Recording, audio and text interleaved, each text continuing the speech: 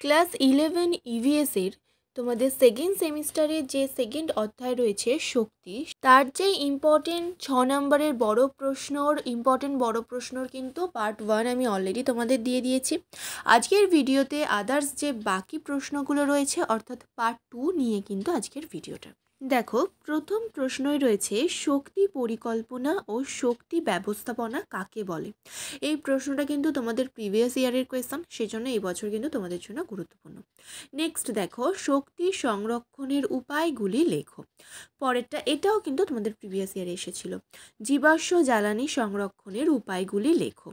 এই চ্যাপ্টারের যে 2 নম্বরের প্রশ্নগুলো, তার ভিডিও কিন্তু অলরেডি চ্যানেলে দেওয়া আছে, যারা দেখোনি অবশ্যই কিন্তু দেখে নিতে পারো। নেক্সট দেখো, শক্তি সংকটের সমাধানে গৃহীত ব্যবস্থা লেখো। পরেরটা ভূতাপীয় শক্তির ওপর একটি টিকা লেখো।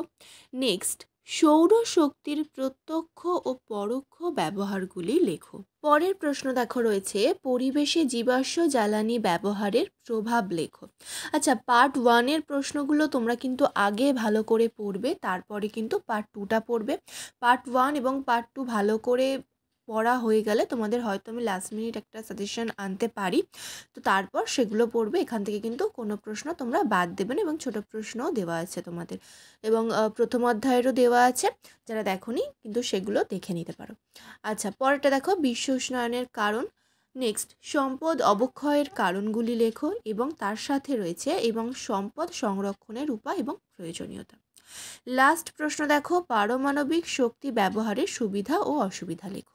ঠিক আছে, এই ছিল তোমাদের 6 নম্বরের এই সেকেন্ড অধ্যায় শক্তি থেকে বড় প্রশ্নগুলো। এরপর তোমাদের আমি নোটসও দিতে থাকবো। সেই সব কিছু পাওয়ার জন্য অবশ্যই চ্যানেলটিকে সাবস্ক্রাইব করে রেখো। আর ভিডিও যদি কোথাও গিয়ে একটু হেল্পফুল হয়ে থাকে অবশ্যই ভিডিওটি একটি লাইক, কমেন্ট এবং শেয়ার করে দিও।